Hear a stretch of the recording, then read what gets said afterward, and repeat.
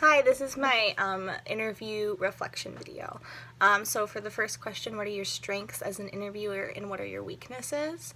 I felt like I did a good job remaining open and professional and encouraging my interviewee to open up and also remaining professional in my speech and my body language. And what were my weaknesses? I did sometimes find myself thinking ahead too much and kind of thinking, what are my next questions? What am I going to ask next? How am I going to, get more information instead of really listening fully to my interviewee? And sometimes I would sort of miss things. What was your biggest challenge in completing this assignment? Honestly, it felt awkward at first to have to sit down with somebody in front of a camera and ask them personal information. It just felt weird and it was hard to just get started and kind of get into that more professional zone. But I felt like once we got going, I sort of forgot that we were being recorded and I was able to focus more, which was nice. If you could ask your interviewee one more question, what would it be? Well, I forgot to ask them about their legal status. So I guess I would ask about that because I forgot that that was one of the things we were supposed to ask about and I skipped it.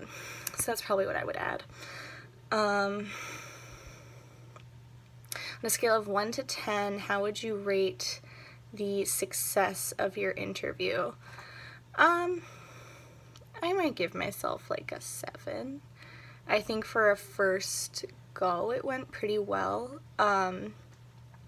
I was so nervous going into it, and I think I over prepped and had so many questions written down that I was a little overwhelmed in the moment. But I think we were able to still get most of the information and have sort of the demeanor of a real intake interview, which was good. So I think that it didn't go terribly. What will you do differently for interview 2? So I think interview 2 is going to be really exciting and cool because it's with a child, which will be different. So I think that sort of a lot of things will be done differently for interview 2. I think that body language and kind of tone are going to change because it's different when you're trying to talk to and make comfortable a child rather than an adult. So, I might use a different tone of voice. I might, either sit closer or farther away depending on how comfortable they seem.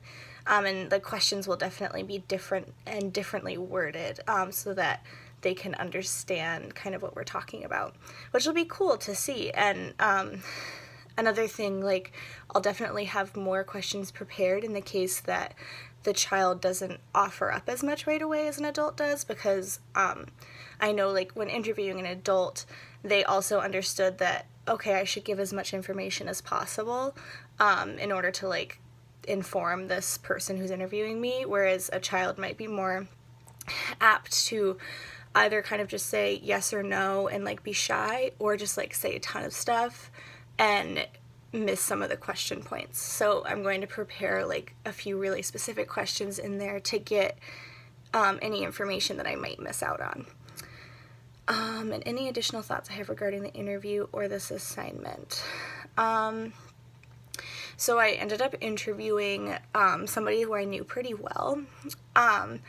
And I kind of thought that would make it easier because it would be less awkward. Actually, it was almost more awkward because I found myself sort of censoring or skating around things that I was worried that the other person wouldn't want to talk about, and then it was harder to remain professional because I was oh, it's my friend.